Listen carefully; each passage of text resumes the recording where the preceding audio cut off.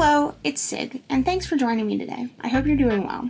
So, while we chat today, I'm going to be working on a knit project of mine. Here it is. I've got my big needles out, and hopefully this is going to be a cardigan.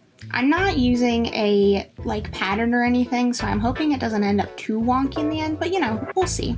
It's going to be made up of 2 back panels and 2 front panels with 2 sleeves, and I'm mainly using a moss stitch for this piece. So, our chat today is about an FX Hulu exclusive show called Y the Last Man.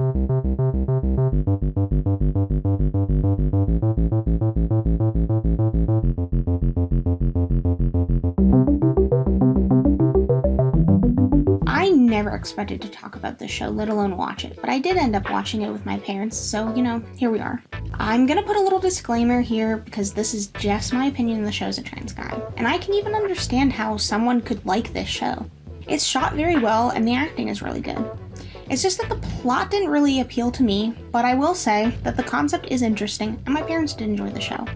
So it's kind of like a to each their own sort of thing. Now with that understanding, that everyone's entitled to their own opinions, let's have our little chat. So the show is an adaptation of a 2002 comic of the same name with the same premise. A virus kills all the beings on Earth who have a Y chromosome except for one man and his monkey. A simple and cool concept for a sci-fi comic book. Now, I will say I'm not going to focus on the comics at all because I've never read them, so it's just about the show. And, the show does touch on the issue of what it's like to be trans in this alternate reality, and, that's the focus of this little video. And, of course, that's where the issue for the show with me is. While watching the first episode, I read a few articles saying that the creators of the show wanted to display how complicated gender can be and put trans people within the narrative of the story, rather than on the sidelines. I proceeded to watch all 10 episodes with my parents, and it left me asking one simple question.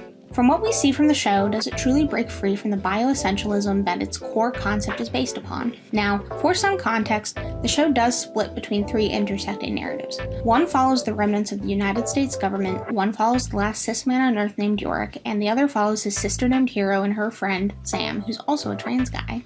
I won't be touching on the government narrative because to me that was the least interesting part of the show.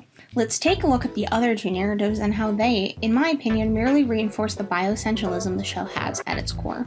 Yorick's narrative highlights how I truly don't think the show does anything more than confirm that at its core, it does not define trans men as men. Yorick travels with Agent 355 and a geneticist named Allison Mann, who is one of the few characters to point out that trans women, non-binary people, and intersex people all died because of the Y chromosome targeting virus.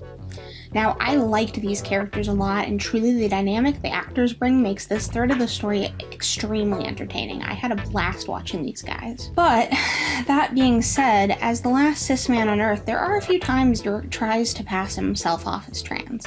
I say tries because sometimes it works, usually when he's seen with other trans men who are in the background, or it doesn't work. And Agent 355 has to come save him from women who immediately assume he's justice. Which, to me, was a little confusing because really you'd think people's first assumptions in this world would be that Yorick is trans because all the people with a Y chromosome have not survived. And it's not as if the other trans men are ever mistaken as cis, at least as not as far as the show depicts. So I'm really not sure what was up with that. Which does lead me to talk about the third narrative of the show, which has a trans main character, Hero and Sam's journey. Which I'm mainly going to be focusing on Sam, but I do think Hero is an interesting character. So Sam in this show is, the show's chance to depict how trans men are faring at this point in the post-Y chromosome world, minus a few other trans men who are sprinkled throughout the background. From what I saw of the show, it really felt that it was inadvertently reaffirming the bioessentialism it wanted to break away from. Basically, what I got from the text of the show, trans men are living in this odd in-between of having to out themselves at every turn because they have to explain their existence to the cis women left. Forget about misgender you at the grocery store. In Y the Last Man world, your gender will inherently be invalidated anytime you're perceived by another person. Trans men in this world have to reassure people that they are AFAB and face hostility and transphobia. So Sam, his narrative is mainly seen against the backdrop of a cult of women he and Hero end up being involved with for several episodes. The cult highlights how men hurt these women in the past and the hatred they harbor for them still. So in this context, Sam is not allowed to breathe easy. It's revealed none of the women can talk to Sam alone, and when one of them does, she's brutally beaten for it. So his masculinity throughout the show is always tied to his transness, and in my opinion highlights how the show could never shed the core concept so steeped in the gender binary. During the episodes in which Sam was with this group, I kept expecting to see him get killed.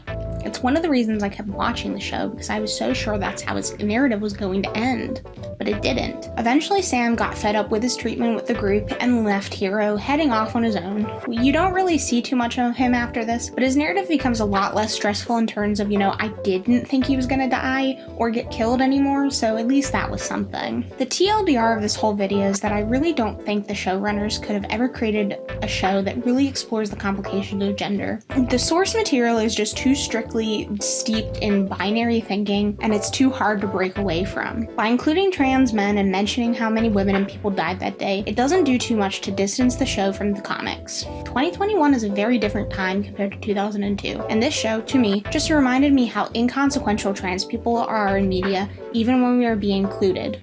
Why the Last Man wasn't that great. The transphobic nature of the show made it suck for me, but if you found it fun, that's cool. Which does lead me to the last thing I want to point out, because I don't really want to leave this on such a negative note. There is trans representation out there, you just have to look for it. I'm gonna really quickly say that Netflix's Sense8 and AMC's Dispatches from Elsewhere both have really wonderful main characters who are trans women, and I love both of these shows very dearly. So, go out there and find some better trans representation, because it's out there. Now, if you made it to the end of this video and you sat here for this whole chat, I want to thank you. Thank you so much, especially because, this is all just an opinion piece. I made some good progress on this cardigan project while we talked, and I actually was able to bind off, and so I will either be starting on camera next time, or maybe off camera, who knows, we'll find out, the next back panel, so that's really exciting. I look forward to making another video like this soon. I had a lot of fun. Thank you for listening and joining me today, and I hope the rest of your day is kind to you, and good luck out there.